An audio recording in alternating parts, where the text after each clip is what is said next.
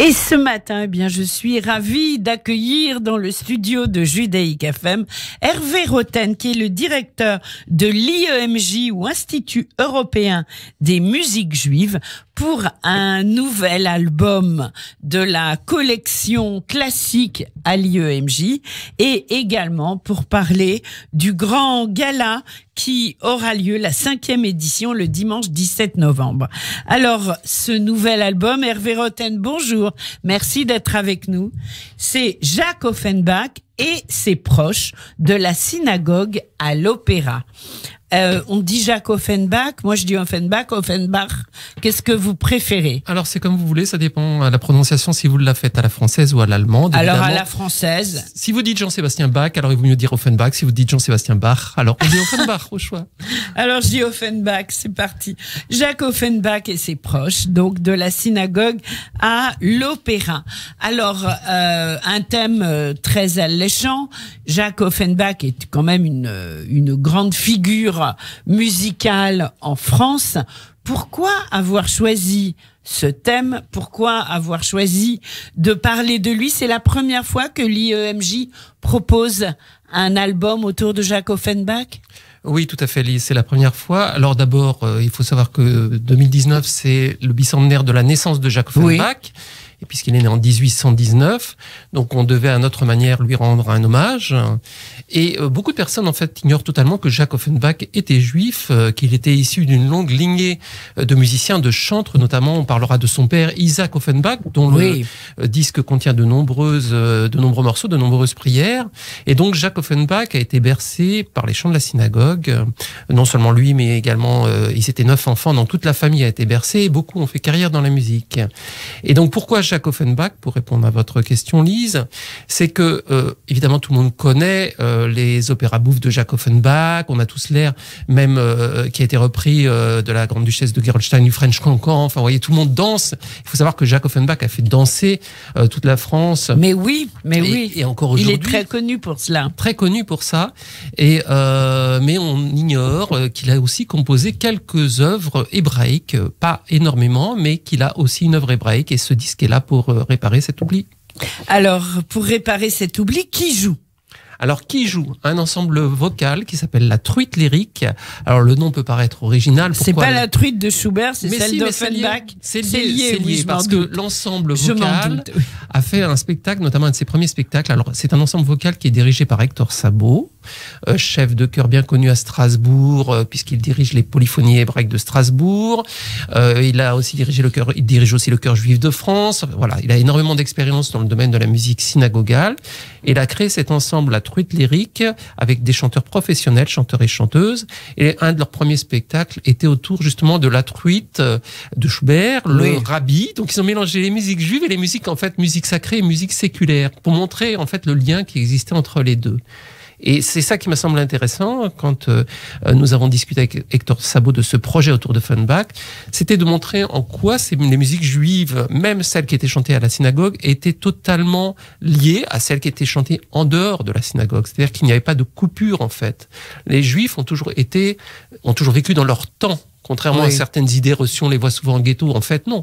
Au niveau de la musique, ils empruntaient le même langage musical que leurs voisins non juifs. Moi, je me souviens très bien, enfin, bon, c'est pas lié à Offenbach, mais dans les années 70, dans de nombreuses synagogues en France, on entendait des prières sur des rythmes pop. Ça m'étonne pas, tout à fait. Voilà. Et donc, bon, je me souviens de certaines prières. Et c'est vrai que, du coup, pour Jacques Offenbach, c'était déjà vrai à son époque. Oui, complètement. Et d'ailleurs, si on voulait faire une blague de mauvais goût, on dirait qu'aujourd'hui, un rabbin qui utilise le rap s'appelle un rapin. Mais bon, c'est pas très grave. Voilà. Mais ça manque un peu. Mais effectivement, la musique est un langage, donc on l'utilise pour transmettre un message. Bien sûr. Ça, c'est important. Et donc, Jacques Offenbach l'a transmis, mais ça a commencé avec son père, Isaac Offenbach. Et je pense qu'on peut pas parler de Jacques si on parle pas de Isaac. Le petit livret est très, très bien fait. Il y a un chapitre consacré à Isaac Offenbach.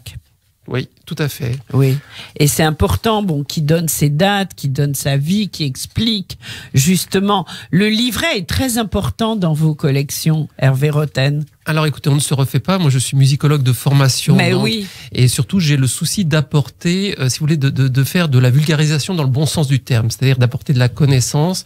Une partie des connaissances que j'acquiers, j'ai envie de les transmettre. Voilà. Oui. De toute façon, on est tous dans la transmission. Mais bien sûr. Et c'est d'ailleurs le travail que fait l'Institut européen des musiques juives. C'est aussi un travail de transmission, non seulement de préservation, mais de transmission des musiques qui sont un pilier de notre identité juive. C'est vrai. Voilà. Donc, alors, le livret, Hervé, c'est ça, c'est la transmission. C'est la transmission, j'adore ce mot.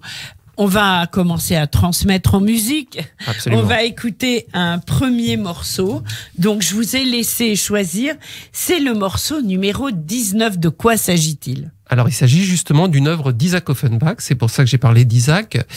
Isaac Offenbach est l'auteur de plusieurs dizaines d'œuvres synagogales. Il a écrit pendant plus de 30 ans pour la synagogue de Cologne. Oui. Il était chantre, compositeur de musique, il jouait de beaucoup d'instruments.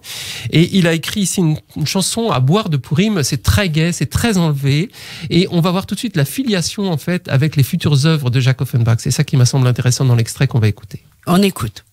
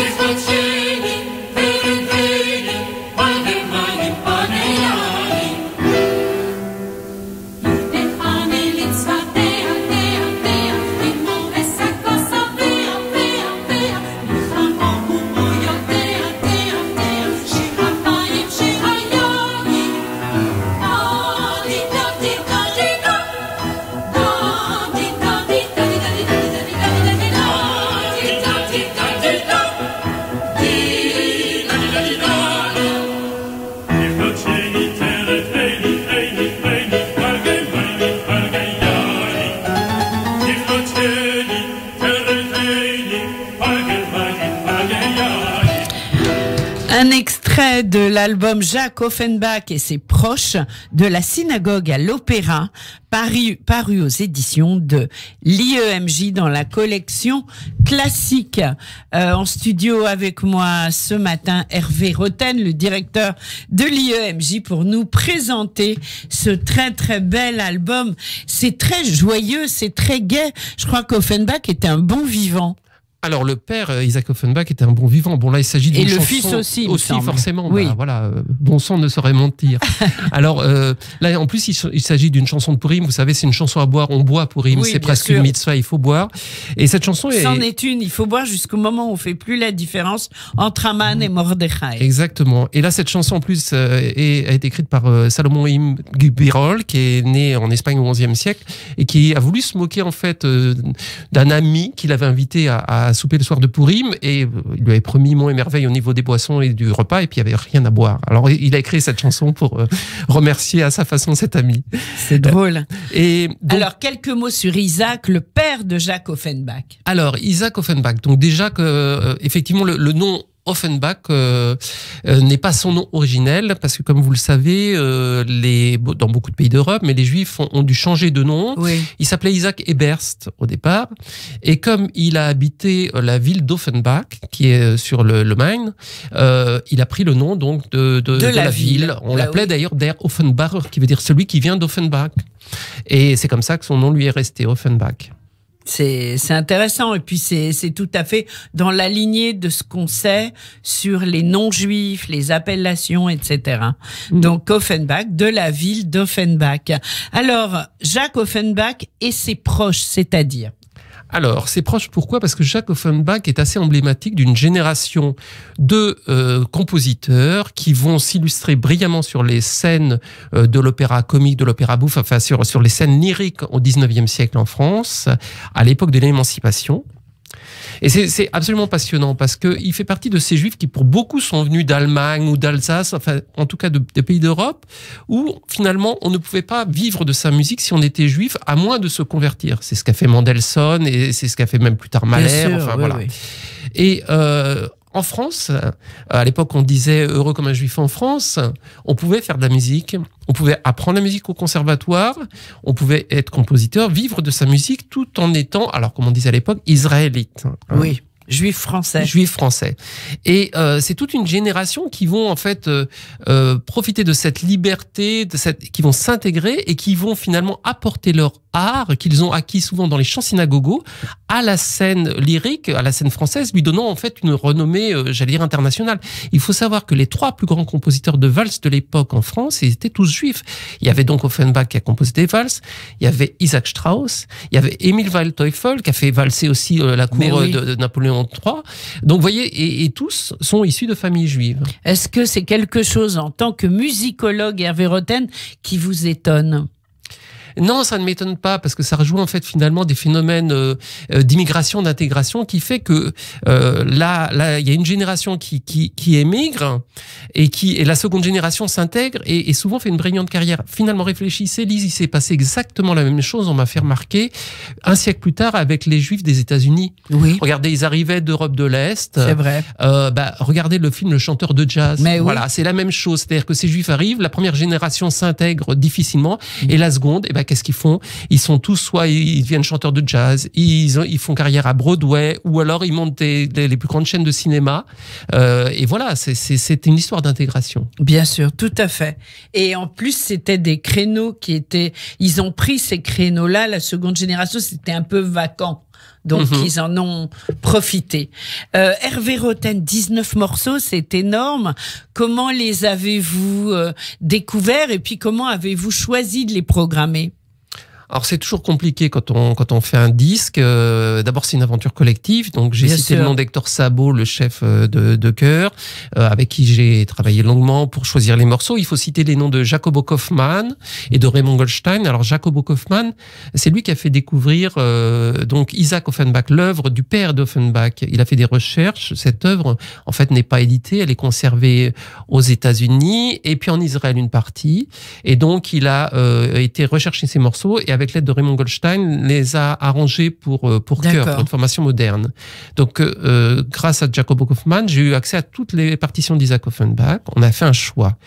Pour Jacques Offenbach, c'est beaucoup plus simple. Jacques Offenbach n'a écrit finalement que 3 morceaux pour la synagogue, dont un qui est un peu perdu. C'était des airs de jeunesse du XVe siècle sur des airs intitulés, une suite de valses intitulées Rachel.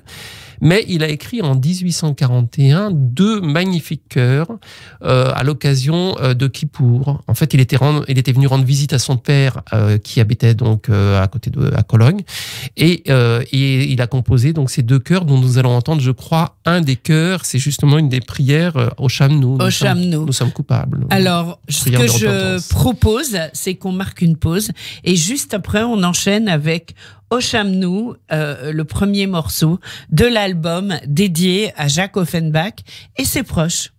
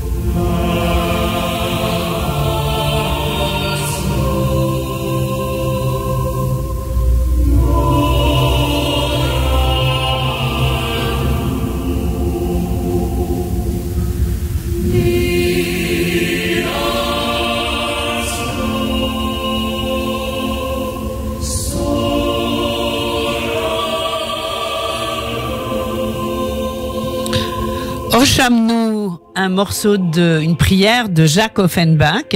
Nous présentons ce matin sur Judaïque FM le nouvel album Jacques Offenbach et ses proches de la synagogue à l'opéra avec Hervé Roten, directeur de l'IEMJ. Alors, pardon, Hervé, nous allons parler d'un grand concert qui va avoir lieu pour la sortie du disque La musique juive dans tous ses états, dimanche 17 novembre à 17h30, salle Cortot, à l'École normale de musique de Paris, 78 rue Cardinet. Alors, que va-t-il se passer ce dimanche ? Alors ce dimanche, c'est notre concert de gala, donc c'est pas uniquement pour la sortie de ce disque-là, mais bien sûr on en profite pour présenter nos nouveautés. Ça fait donc 5 ans que chaque année au mois de novembre, nous organisons un grand concert présentant les différentes facettes des musiques juives. C'est pour ça qu'on appelle ça la musique juive dans tous ses états. Bien sûr. Et cette année, c'est vraiment ce programme autour de Jacques Offenbach et ses proches est tellement énorme, il y a tellement de choses à explorer, c'est tellement magnifique qu'on a décidé de lui consacrer l'intégralité du concert. Donc qu'est-ce qui va se passer ? D'habitude, c'est vrai qu'il y a deux parties. Oui, tout à fait. Là, on va pouvoir entendre donc non seulement des œuvres de Isaac et Jacques Offenbach, mais aussi de leurs contemporains, leurs proches, c'est-à-dire des compositeurs juifs comme eux, qui ont collaboré avec Jacques Offenbach pour écrire souvent des opéras comiques ou qui ont appris avec Jacques Offenbach. Il y aura ainsi des œuvres de Fromental Alevi, des œuvres de Giacomo Meyerbeer, Jules Erlanger, Émile Jonas.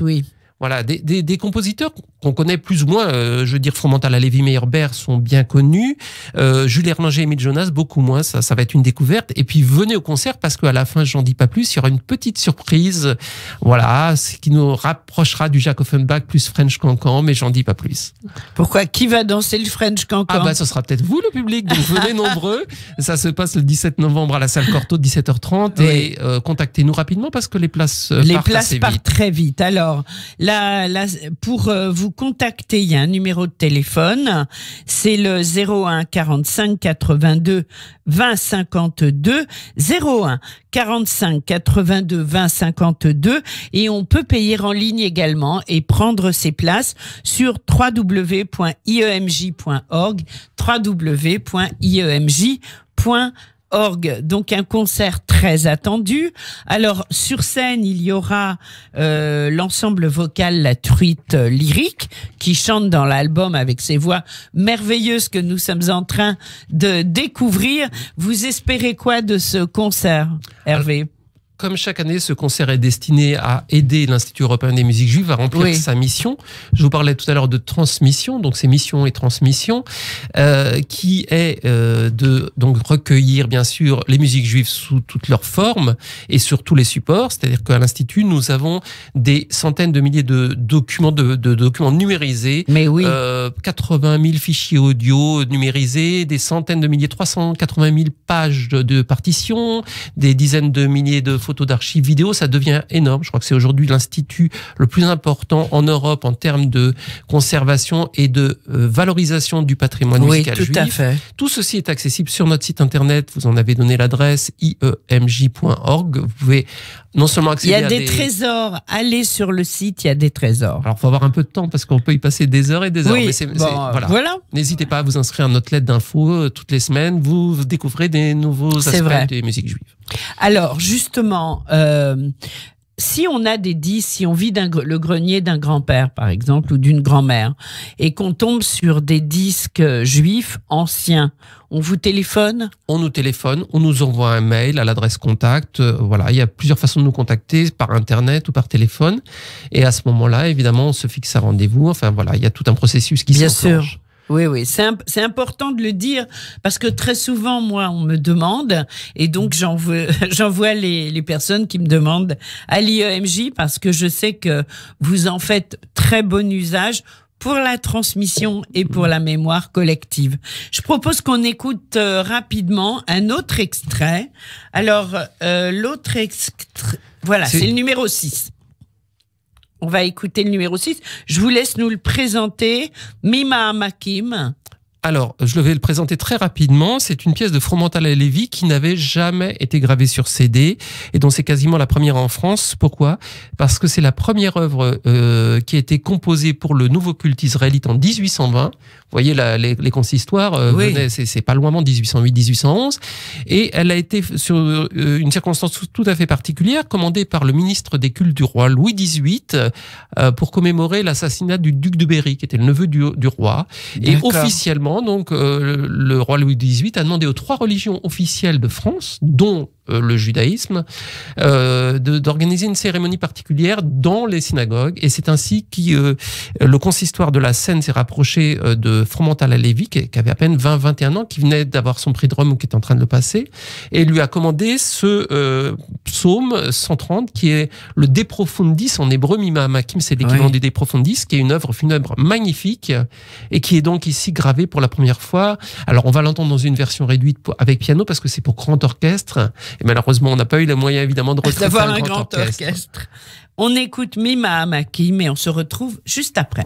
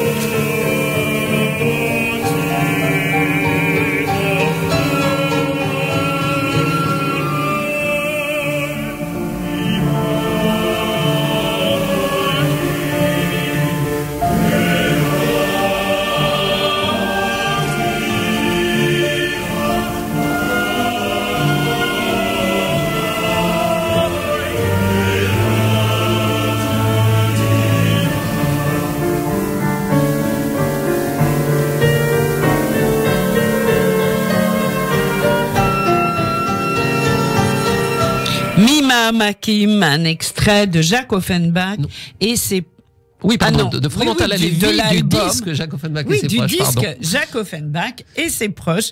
Hervé Roten, mon invité aujourd'hui. Hervé, combien de temps avez-vous mis à concevoir cet album ? Un disque, c'est quasiment 1 an de travail. C'est-à-dire que, voilà, quand le concert de gala se termine, on pense déjà au prochain disque, ça se prépare bien en amont. Surtout quand, là, il s'agit d'un disque qu'il a fallu vraiment faire de A jusqu'à Z, dans le sens où c'est des morceaux qui n'existaient pas, qui n'ont jamais été gravés, il fallait retrouver des partitions, il y a un vrai travail de recherche et d'écriture derrière. Alors, le prochain album, on a le droit d'en parler ou pas ? Alors, on peut en parler, il y a plusieurs projets en cours, mais ce sera certainement donc le volume 2 des mélodies hébraïques jouées par la merveilleuse violoncelliste Sarah Yankou, accompagnée au piano par David Bismuth. Pour ceux qui connaissent déjà leur premier opus, c'était 30 mélodies hébraïques et juives absolument magnifiques. Et là, elle a trouvé encore d'autres mélodies. Moi, je craque quand j'entends ça, donc voilà. Voilà, Ben. Et en plus, vous allez nous faire craquer, comme maintenant, avec cet album autour de Jacques Offenbach et ses proches. On va se quitter très vite avec un dernier morceau qui est le morceau numéro 15, cantate de mariage, duo ténor et baryton, chœur de femme et orgue. Mais juste avant, vous nous donnez rendez-vous le 17 novembre pour le gala annuel de l'IEMJ à la salle Cortot. Nous serons à l'heure, ce sera à 17h30 avec un très très beau concert autour de l'album. Première et deuxième partie, j'ai bien compris ? Ah oui, il y a de quoi faire largement 2 parties. Plus les surprises à la fin. Voilà. Génial. On vous remercie pour avoir été avec nous, Hervé Roten. Merci à vous. Et on se quitte donc sur ce 15e morceau cantate de mariage. On écoute.